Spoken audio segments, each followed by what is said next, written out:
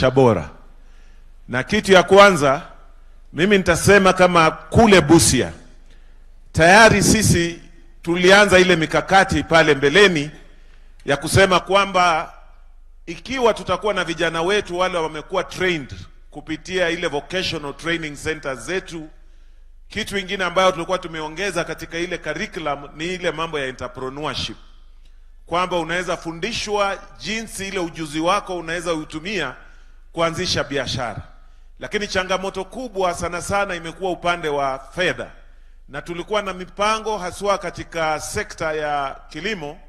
Tulikuwa na ile mambo ya Agriculture Development Fund, tukawa na mambo ya Cooperative Fund, na tukawa pia na mambo ya Trade Fund. Lakini nimeona sasa vile hii nyota inakuja na kuleta opportunities, ikiwa sasa pia sisi tuta-align zile funds ili ziweze kuwa available kwa vijana wetu.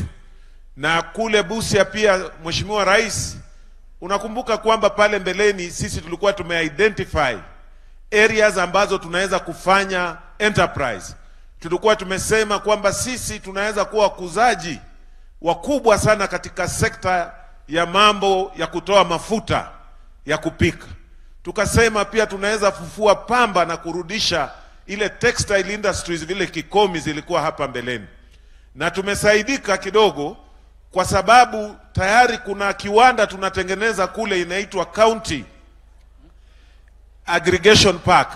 Na hiyo maana yake kubwa ni kwamba vile World Bank walikuwa wanasema hapa kwamba vijana wetu wanafaa waekwe pamoja kwa hii waweze kupata soko kwa ile makazi ambayo hii pesa wamepewa, so that asikuja afanye kitu na labda hana soko. So ile itasaidia vijana wetu kuweza kupata soko. Na upande wa kusema kwamba ni vipi kinua mgongo ingine, nitakubaliana na watu wa Busia kwamba tunaweza tu kupata ushuru kama umepata faida. So kwa mwanzo pia sisi tutafutilia mbali mambo ya kutoza wale vijana wamepata nyota ushuru. Sio, tunaelewana? Hiyo tutadili nayo wakati tutakuwa tumeanza kupata faida. Sasa ile mtakuwa sasa mko chumdu, mko na mangondo.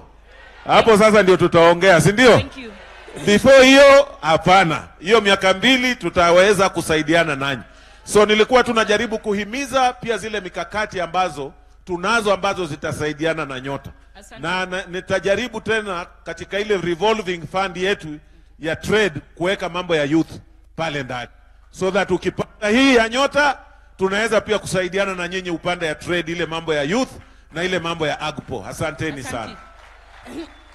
Your Excellency, I want to come back to you, but before that, let me also give the Deputy Governor